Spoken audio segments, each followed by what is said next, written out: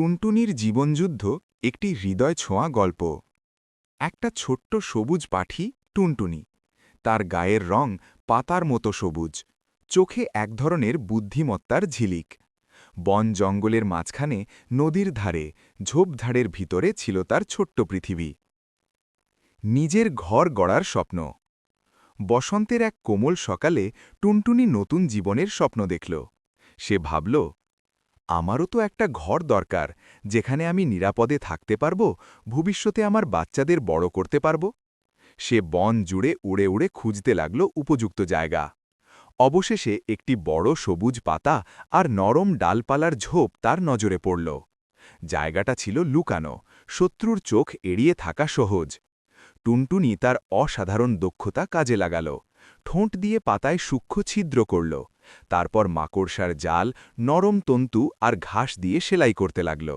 দিনের পর দিন অক্লান্ত পরিশ্রমের পর তৈরি হল এক দোলনার মতো সুন্দর বাসা। রোদে ঝলমল করে উঠল সেই বাসা, তার স্বপ্নের ঘর। নতুন জীবনের অপেক্ষা। কিছুদিন পর টুনটুনি ৩টি ছোট্ট ডিম পাড়ল। ডিমগুলো ছিল সাদা, ছোট ছোট দাগে ভরা। প্রতিদিন সে ডিমগুলোর উপর বসে থাকত। রোদ, বৃষ্টি, ঝড় কিছুই তাকে সরাতে পারত না। কখনো সে নিজের খাবারের কথা ভুলে যেত, তবুও ডিমগুলোর নিরাপত্তা নিশ্চিত করত। রাতের অন্ধকারে ঠান্ডা বাতাসে সে নিজের ডানার উষ্ণতায় ডিমগুলোকে আগলে রাখত।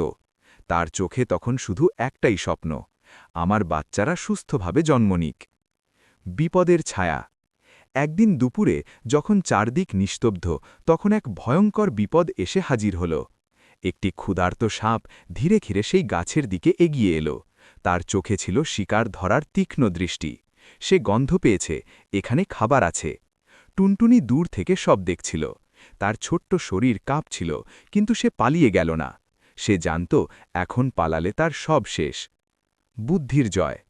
টুনটুনি ভাবল, আমি ছোট, আমি শক্তিতে পারব না, কিন্তু আমার বুদ্ধি আছে। সে দ্রুত উড়ে গেল কাছের মানুষের বাড়ির দিকে।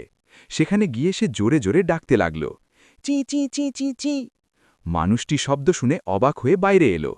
টুনটুনি বারবার উড়ে গিয়ে আবার ফিরে আসতে লাগল, যেন তাকে কিছু দেখাতে চাইছে।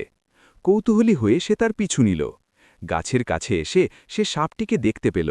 সঙ্গে সঙ্গে একটি লাঠি দিয়ে সাপটিকে তাড়িয়ে দিল। সাপটি সরে গেল আর টুনটুনির বাসা রক্ষা পেল। নতুন প্রাণের জন্ম।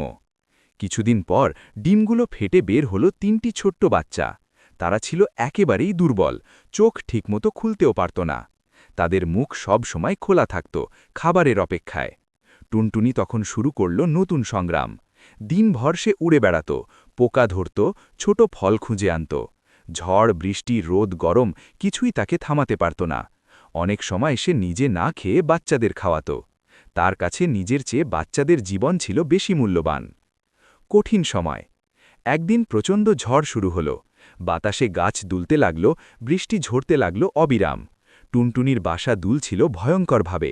সে নিজের ডানা মেলে বাচ্চাদের ঢেকে রাখল। তার শরীর ভিজে যাচ্ছিল, কিন্তু সে নড়ল না। সেই রাতে সে বুঝিয়ে দিল, মা হওয়া মানে শুধু ভালোবাসা নয়, ত্যাগও। স্বাধীনতার পথে। দিন কেটে গেল, বাচ্চারা ধীরে ধীরে বড় হল। একদিন তারা বাসার কিনারায় দাঁড়িয়ে ডানা ঝাপটাকে লাগল। প্রথমে ভয়, তারপর সাহস, এক সময় তারা উড়ে উঠল। টুনটুনি দূর থেকে তাকিয়ে রইল। তার চোখে আনন্দ আর একটু কষ্ট, কারণ তার বাচ্চারা এখন স্বাধীন। কিন্তু এটাই তো জীবনের নিয়ম। শেষ কথা। টুনটুনির জীবন ছিল ছোট, কিন্তু তার প্রতিটি দিন ছিল সংগ্রাম আর সাহসে ভরা।